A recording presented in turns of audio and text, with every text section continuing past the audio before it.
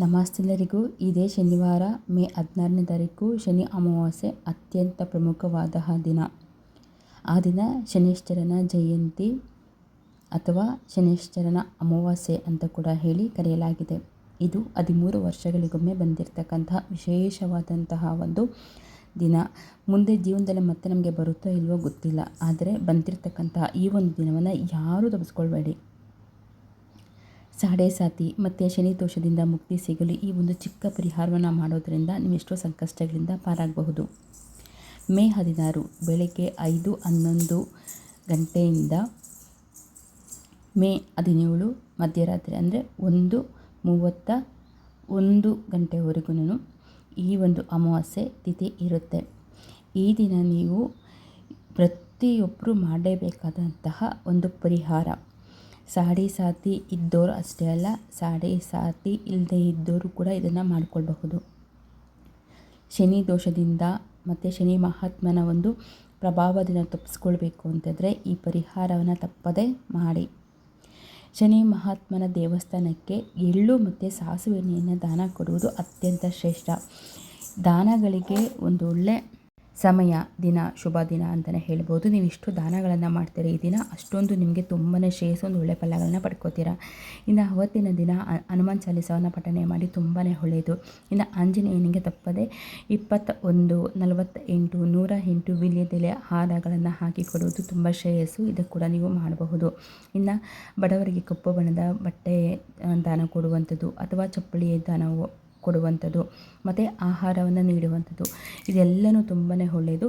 ಕಪ್ಪು ಬಟ್ಟೆಯನ್ನು ಯಾರೂ ತೆಗೆದುಕೊಂಡಿಲ್ಲ ಅಂತಂದರೆ ದೇವಸ್ಥಾನಕ್ಕೆ 7 ಮೀಟ್ರ್ ಕಪ್ಪು ಬಟ್ಟೆಯನ್ನು ತೆಗೆದುಕೊಂಡು ಹೋಗಿ ನೀವು ದೇವಸ್ಥಾನಕ್ಕೆ ಕೊಡಬೇಕಾಗುತ್ತೆ.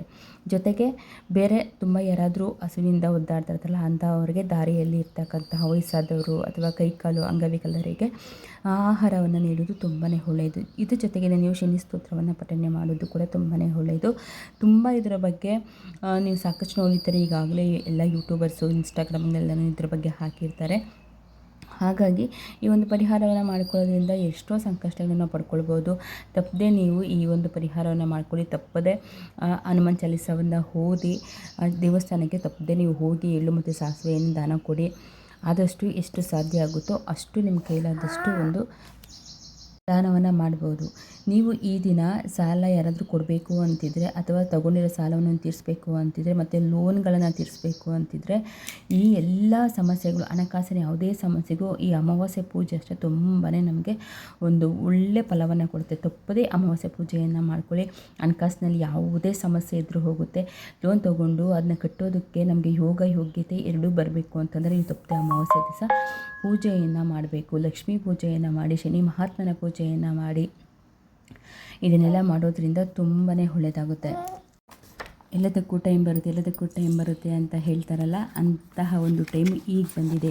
13 ವರ್ಷಗಳಿಗೊಮ್ಮೆ ಬಂದಿರತಕ್ಕಂತಹ ಈ ವಿಶೇಷ ದಿನವನ್ನು ಯಾವುದೇ ಕಾರಣಕ್ಕೂ ಯಾರು ಮಿಸ್ ಮಾಡ್ಕೋಬೇಡಿ. 13 ವರ್ಷಗಳ ನಂತರ ನಿಮ್ಮ ಲೈಫ್ ಚೇಂಜಿಂಗ್ ಮುಹೂರ್ತ ಫಿಕ್ಸ್ ಆಗಿದೆ ಅಂತಲೇ ಅಂದ್ಕೊಳ್ಳಿ. ಸಜ್ಜನರ ಹಿತಕ್ಕಾಗಿ, ಸನಾತನ ಧರ್ಮದ ಜಯಕ್ಕಾಗಿ, ಲೈಫ್ ಟೈಮ್ನ ಆಪರ್ಚುನಿಟಿ ಪಡ್ಕೊಳ್ಳೋದಕ್ಕೋಸ್ಕರ ಈ ಒಂದು ದಿನವನ್ನು ಯಾರೂ ಮಿಸ್ ಮಾಡ್ಕೊಳ್ಬೇಡಿ. ಹೇಳಿದ ಮುಹೂರ್ತಕ್ಕೆ ಸರಿಯಾಗಿ ಇಷ್ಟನ್ನು ದಾನ ಮಾಡಿದರೆ ಸಾಕು, ನಿಮ್ಮ ಲೈಫ್ ಚೇಂಜ್ ಆಗುತ್ತೆ. ಇದೇ ಮೇ 16 ಭಾವುಕ ಅಮಾವಾಸ್ಯೆ, ಶನಿ ಜಯಂತಿ, ಶನಿವಾರದಂದು ಭಾವುಕ ಅಮಾವಾಸ್ಯೆ ಬಂದಿರೋದು. ಇದನ್ನು ನಾವು ಶನಿಶ್ಚರ ಅಮಾವಾಸ್ಯೆ ಅಂತ ಹೇಳಿ ಕರೀತೇವೆ. ಯಾವ ಕೆಲಸನೂ ಆಗ್ತಾ ಇಲ್ಲ ಅಂದಿರಲ್ಲ. ನಾನು ಹೇಳುವಂಥ ಈ ಒಂದು ಸಣ್ಣ ಪರಿಹಾರ ಅಥವಾ ಇದನ್ನು ದಾನ ಮಾಡಿ ನೋಡಿ, ಲಕ್ಷ್ಮೀದೇವಿ ನಿಮ್ಮ ಮನೆಗೆ ಬಂದು ಅನುಗ್ರಹವನ್ನು ಮಾಡ್ತಾರೆ. ಶನಿ ಗ್ರಹಕ್ಕೆ ಇರುವಂಥ ಶಕ್ತಿ ಬೇರೆ ಯಾವ ಗ್ರಹಕ್ಕೂ ಇಲ್ಲ. ಪ್ರತಿಯೊಂದು ಗ್ರಹಕ್ಕೂ ಕೂಡ 3 ದೇವತೆಗಳು ಇರ್ತಾರೆ. ಶನಿ ಗ್ರಹಕ್ಕೂ ಕೂಡ 3 ದೇವತೆಗಳು ಇವೆ. ಮುಖ್ಯ ದೇವತೆ ಶನಿ, ಅಧಿದೇವತೆ ಸಂತಾನ ಕೊಡುವಂತಹ ಪ್ರಜಾಪತಿ, ಪ್ರತಿಯಾದಿ ದೇವತೆ ಶಿಕ್ಷೆಯನ್ನು ಕೊಡುವಂತಹ ಯಮ. ಶನಿ ದೇವರನ್ನು ಉಳಿಸಿಕೊಂಡ್ರೆ ಪ್ರಜಾಪತಿಯಿಂದ ಸಂಪತ್ತು ಬರುತ್ತೆ. ಇನ್ನು ದಾನವನ್ನು ಎಲ್ಲಿ ಕೊಡಬೇಕು, ಎಷ್ಟು ಕೊಡಬೇಕು, ಹೇಗೆ ಕೊಡಬೇಕು ಮತ್ತು ಯಾವುದನ್ನು ಕೊಡಬೇಕನ್ನೋದನ್ನು ನಾನು ಹೇಳ್ತೀನಿ. 700 ml ಎಳ್ಳೆಣ್ಣೆ, 7 ಅರಿಶಿಣ ಕೊಂಬು, 7 ಮೀಟರ್ ಕರಿ ವಸ್ತ್ರವನ್ನು ಅಂದರೆ ಕಪ್ಪು ಬಟ್ಟೆಯನ್ನು, ಈ 3 ವಸ್ತುಗಳನ್ನು ತಗೊಂಡೋಗಿ ಶನೈಶ್ಚರನ ಅಮಾವಾಸ್ಯೆ ದಿನದಂದು ಅಂದರೆ ಮೇ 16ನೇ ತಾರೀಕು ಭಾವುಕ ಅಮಾವಾಸ್ಯೆ ದಿನದಂದು ಶನಿ ದೇವಸ್ಥಾನಕ್ಕೆ ತೆಗೆದುಕೊಂಡು ಹೋಗಿ ಕೊಡಿ. ಕೊಡುವಾಗ ಈ ಒಂದು ಮಂತ್ರವನ್ನು ಹೇಳಿಕೊಡಿ.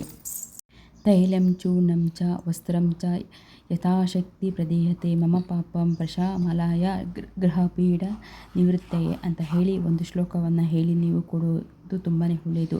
ಸಾಧ್ಯ ಆದ 7 ಸಾರಿ ಹೇಳಿ. ಬಡವರಿಗೆ ಚಪ್ಪಲಿ ದಾನ ಮಾಡಿ, ಬಡವರಿಗೆ ಆಹಾರ ದಾನ ಮಾಡಿ, ಬಡವರಿಗೆ ಕಪ್ಪು ವಸ್ತ್ರವನ್ನು ದಾನ ಮಾಡಿ, ಸಾಸಿವೆ ಎಣ್ಣೆ ದಾನ ಮಾಡಿ, ಹಾಗೆ ಕರಿ ಎಳ್ಳಿನ ದಾನ ಮಾಡಿ. ಸಾಸಿವೆ ಇಷ್ಟು ದಾನ ಮಾಡಿ 1000ದಷ್ಟು ಸಕ್ಸಸ್ಸನ್ನು ಪಡೆಯಿರಿ. ಕೊಡಲಿಲ್ಲ ಅಂದರೆ ಏನಾಗುತ್ತೆ, ದಾನವನ್ನು ಮಾಡಿಲ್ಲ ಅಂದರೆ ಏನಾಗುತ್ತೆ ಎನ್ನುವ ಆಸೆಕರಿಗೆ ಇಷ್ಟು ಮಾತ್ರ ಹೇಳಬಹುದು. ಒಂದು ವಸ್ತುವಿಗೆ ಮೂರೇ ಅವಸ್ಥೆ. ಒಂದು ಭೋಗ, ಅದನ್ನು ನೀವು ಅನುಭವಿಸ್ರಿ. 2ನೇದು ದಾನ, ಬೇರೆಯವ್ರಿಗೆ ಅದನ್ನು ಅನುಭವಿಸೋದಕ್ಕೆ ಬಿಡಿ. 3ನೇದು ವಿನಾಶ. ಇಷ್ಟೇ.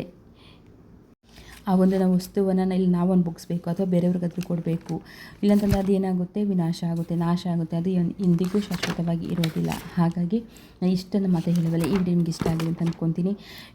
ಈ ವಿಡಿಯೋ ಇಷ್ಟ ಆಗಿದೆ ದಯವಿಟ್ಟು ನನ್ನ ಚಾನಲ್ ಸಬ್ಸ್ಕ್ರೈಬ್ ಮಾಡ್ಕೊಳ್ಳಿ, ಲೈಕ್ ಮಾಡಿ, ಶೇರ್ ಮಾಡಿ, ಕಮೆಂಟ್ ಮಾಡಿ. ಮತ್ತೊಂದು ವಿಶೇಷವಾದಂತಹ ಮಾಹಿತಿಯೊಂದಿಗೆ ನಿಮ್ಮ ಜೊತೆಗೆ ಸಿಗ್ತೀನಿ. ಅಲ್ಲಿವರೆಗೂ ಎಲ್ಲರಿಗೂ ಧನ್ಯವಾದಗಳು.